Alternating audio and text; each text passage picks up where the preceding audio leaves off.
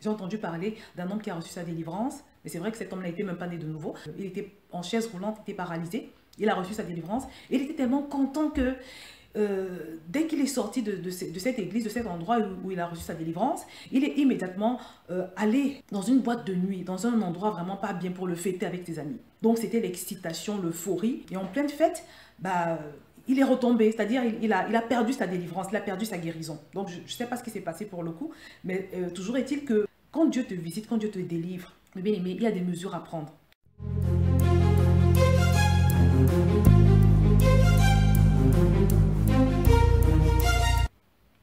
Bonjour à tous bien-aimés, bienvenue sur Vie TV pour l'émission Une parole pour vous. Aujourd'hui, on va répondre à la question d'une bien-aimée qui veut comprendre pourquoi à chaque fois qu'on prie pour elle, c'est le même scénario.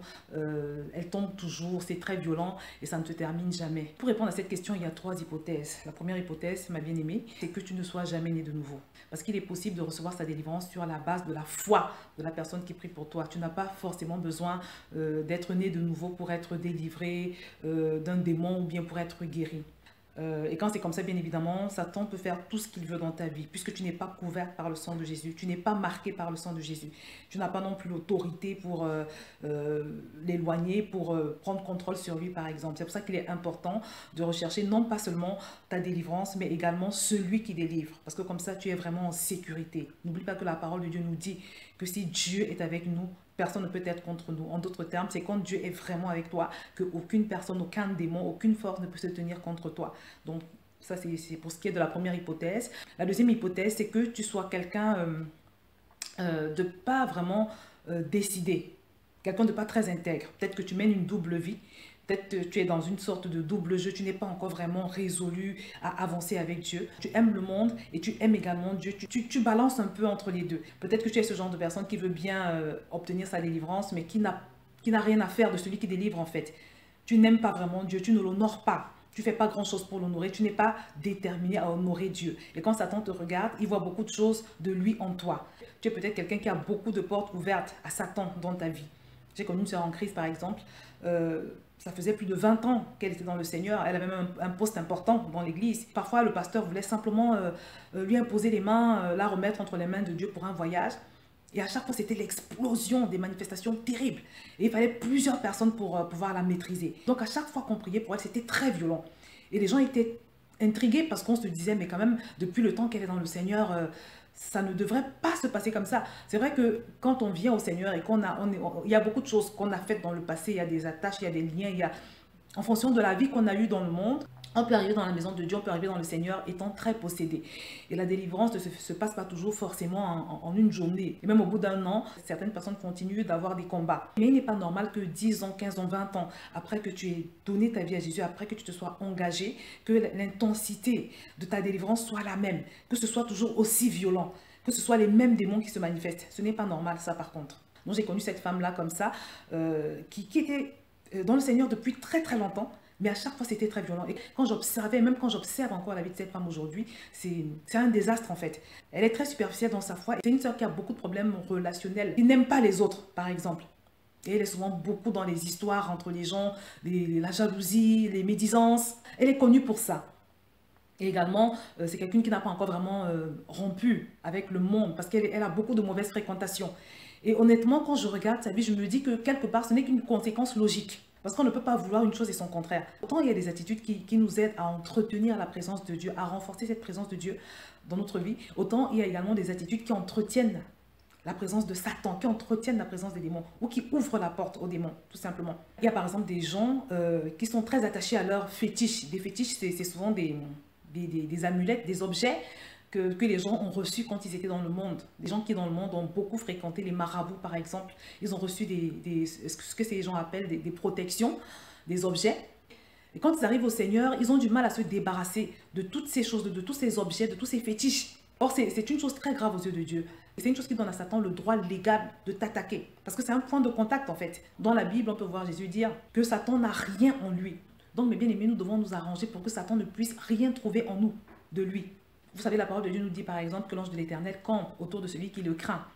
Mais sache que si Dieu a délégué un ange auprès de chacun de ses enfants, cet ange ne peut pas te suivre, par exemple, partout où tu vas. Il y a des endroits où cet ange ne peut pas aller. Si tu fréquentes des endroits qui sont souillés, par exemple, si tu fréquentes des endroits sales, sache que l'ange de l'Éternel qui est censé te protéger, qui est censé camper autour de toi, il y a des endroits où il ne pourra pas te suivre.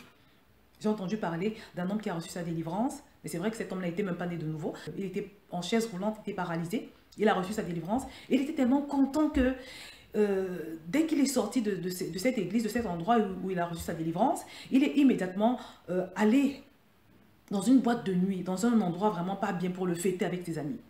Donc c'était l'excitation, l'euphorie. Et en pleine fête, bah, il est retombé, c'est-à-dire il a perdu sa délivrance, il a perdu sa guérison. Donc je ne sais pas ce qui s'est passé pour le coup, mais toujours est-il que quand tu es délivré d'une chose, quand Dieu te visite, quand Dieu te délivre, bien aimé, il y a des mesures à prendre. Donc moi personnellement, je pense que c'est bien de délivrer les gens au nom de Jésus, mais c'est aussi très important de leur expliquer l'importance de conserver leur délivrance et de leur dire comment est-ce qu'ils peuvent procéder pour conserver leur délivrance. Quand on lit la Bible, on voit Jésus donner une consigne un jour à un homme qu'il a guéri en fait, un homme qui était paralysé depuis 38 ans et qui attendait sa délivrance. Jésus l'a délivré et quelques jours après, il le retrouve au temple et il lui donne une instruction vraiment, selon moi, que toutes les personnes qui exercent ce ministère de délivrance devraient donner aux personnes qui reçoivent leur délivrance.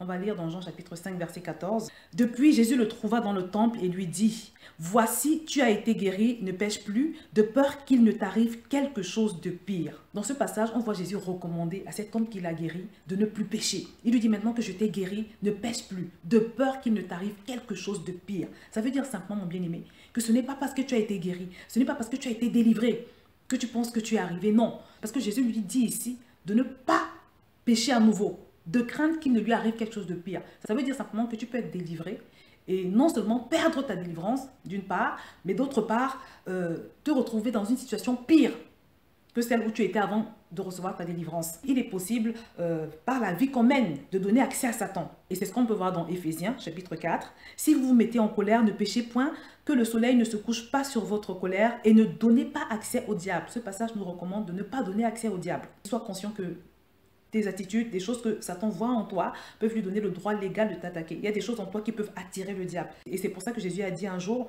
que le prince du monde, Satan, n'a rien en lui. Quand Satan regardait Jésus, il ne trouvait rien pour pouvoir le réclamer. Parce que n'oublie pas que Satan passe toute sa vie à réclamer les chrétiens. Il cherche des points de contact. Il passe son temps à nous accuser devant Dieu. Il est important vraiment de faire ce que le Seigneur nous recommande pour l'éloigner, pour le tenir à distance. Parce qu'il rôde. La troisième hypothèse qui peut expliquer que ta délivrance semble s'éterniser, c'est simplement le manque de soif de Dieu. Si tu veux en d'autres termes, la tiédeur spirituelle. Parce que selon ce que la parole de Dieu nous dit, et on va le voir, quand un démon est chassé de ton corps, il faut qu'il y ait un remplacement. Il faut que Dieu s'installe. Il ne faut pas qu'il y ait un vide. Il ne faut pas que le vide reste tel quel. C'est-à-dire quand on t'a délivré d'une maladie, d'un esprit méchant quelconque, il est important qu'à la place, il y ait quelque chose. Et le quelque chose, c'est la présence de Dieu. C'est la parole de Dieu, c'est la foi. Et c'est pour ça que Dieu nous recommande de ne pas être tiède. Il nous dit, à la limite, si tu veux être froid, sois froid. Il vaut mieux que tu sois froid, plutôt que d'être entre les deux, d'être tiède. Je connais tes œuvres, je sais que tu n'es ni froid ni bouillant. Puisses-tu être froid ou bouillant? Ainsi, parce que tu es tiède et que tu n'es ni froid ni bouillant, je te vomirai de ma bouche. Dieu est en train de te promettre de te vomir de sa bouche si jamais tu restes dans la tiédeur, si tu ne l'aimes pas de tout ton cœur, si tu n'as pas cette soif ardente de Dieu, si tu n'es pas dans l'optique de le chercher pour le trouver. Dans ce passage, Dieu promet donc de vomir les tièdes. Et sache que si Dieu te vomit, tu n'auras plus sa présence avec toi, en sachant que ce n'est que quand Dieu est avec toi que personne ne peut être contre toi, qu'aucun démon ne peut être contre toi. Donc mon bien-aimé, nous avons vraiment intérêt à aller jusqu'au bout de ce que nous avons commencé avec le Seigneur. Parce que notre Dieu, c'est le Dieu du tout ou rien. On va lire dans Matthieu chapitre 12, verset 43. « Lorsque l'esprit impur est sorti d'un homme, il va par les lieux arides, cherchant du repos, et il n'en trouve point. Alors il dit, je retournerai dans ma maison d'où je suis sorti, et quand il arrive, il la trouve vide, balayée et ornée. Il s'en va et prend avec lui 7 autres esprits plus méchants que lui. Ils entrent dans la maison, ils s'y établissent, et la dernière condition de cet homme est pire que la première. Il en sera de même pour cette génération méchante. » Mais d'après ce passage, quand un esprit impur sort d'un corps, c'est-à-dire quand on chasse un démon de ta vie, il y a un vide. Le réflexe de Satan, c'est de revenir. Et ce passage nous dit qu'en général, il ne revient pas seul, l'esprit ne revient pas seul. Il revient 7 fois plus fort, c'est-à-dire il cherche 7 autres esprits qu'il ramène avec lui. Et la parole de Dieu nous dit que la condition de cet homme est pire que la première. Tu comprends donc, bien-aimé, que quand on chasse un démon de ta vie, le vide créé doit absolument être remplacé. Il ne faut pas laisser l'espace vide comme ça, parce que tu t'exposes. Si tu laisses l'espace vide, tu t'exposes. Et le meilleur moyen de combler ce vide, c'est de se remplir de foi. Parce que la parole de Dieu nous parle du bouclier de la foi qui éloigne les traits enflammés de l'adversaire. Se remplir de foi comment? On se remplit de foi en se saturant de la parole de Dieu. C'est-à-dire quand tu reçois ta délivrance, ou bien que tu arrives nouvellement dans le Seigneur, tu reçois ta délivrance, tu prends la décision de suivre Jésus, il faut que tu te satures de sa parole. C'est pour ça que le Seigneur, je pense, m'a mis à cœur d'insister beaucoup sur la parole, sur sa parole. Et la parole de Dieu, c'est la clé qu'il nous a donnée pour fonctionner dans notre vie spirituelle, pour vraiment vivre la paix, pour vivre la liberté. Donc, pour avoir le bouclier de la foi qui éloigne les traits enflammés de l'adversaire, il est important, mon bien-aimé, que tu te satures de la parole de Dieu. La Bible nous dit que la foi naît de ce qu'on entend, et ce qu'on entend vient de la parole de Dieu. Donc, ce que tu dois faire, c'est de te remplir de cette parole, la cultiver. Le fait de te remplir de la parole de Dieu va te purifier, t'aider à te débarrasser de beaucoup de choses pas bien, de beaucoup de choses mauvaises, de beaucoup d'impuretés, de beaucoup de péchés. Ce qui aura pour avantage de te rendre difficilement accessible par Satan. La parole de Dieu va également te permettre de connaître ton identité, par exemple, de savoir qui tu es, d'asseoir la base, le fondement, la fondation qu'un chrétien doit recevoir quand il vient au Seigneur. Je ne vais pas revenir sur tous les avantages de la parole de Dieu, mais je vais te mettre le lien de la vidéo que j'ai réalisée là-dessus. Mais c'est très important. Prends vraiment le temps de comprendre ce que la parole de Dieu peut faire dans ta vie. Parce que c'est quand tu vas le comprendre, je pense, que tu vas prendre au sérieux le fait de méditer constamment cette parole. Parce n'oubliez pas que je vous ai dit que le royaume des ténèbres discerne les personnes qui savent qu'elles sont en Christ. C'est par la parole de Dieu que tu peux acquérir cette foi, cette assurance qui va te permettre de tenir ferme devant l'adversaire. Donc mon bien-aimé, quand tu reçois ta délivrance, engage-toi dans un processus de saturation de la parole de Dieu. Connais la parole de Dieu et prie pour pouvoir la mettre en pratique. Parce que Jésus nous promet également que pour tous ceux qui gardent la parole de Dieu, il s'installe, lui et Dieu viennent s'installer dans la vie de cette personne. Et c'est là où tu peux entrer dans la dimension de Romains 8, 31 qui nous dit que quand Dieu est avec toi, personne ne peut être contre toi. Aucun démon ne peut malmener un homme en qui Dieu est pleinement installé. Te saturer de la parole de Dieu, te saturer des enseignements, te saturer de tout ce qui va te rapprocher de Dieu, va te permettre d'accéder à la vérité. Parce que la parole de Dieu nous promet aussi que nous connaîtrons la vérité et que cette vérité nous affranchira. Regarde quand Jésus a été tenté dans le désert. Qu'est-ce qu'il a utilisé pour faire fuir Satan qui était venu le tenter, qui était venu le faire tomber? C'était la parole. Jésus était rempli de la parole. Jésus était consistant. Et c'est sur la base de cette parole qui le remplissait qu'il a réussi à faire fuir Satan. Donc mon bien-aimé, tu as reçu ta délivrance. Ne reste pas comme ça. Persévère dans l'enseignement. Persévère dans la communion fraternelle. Demeure dans une église réveillée, une église de personnes assoiffées de Dieu.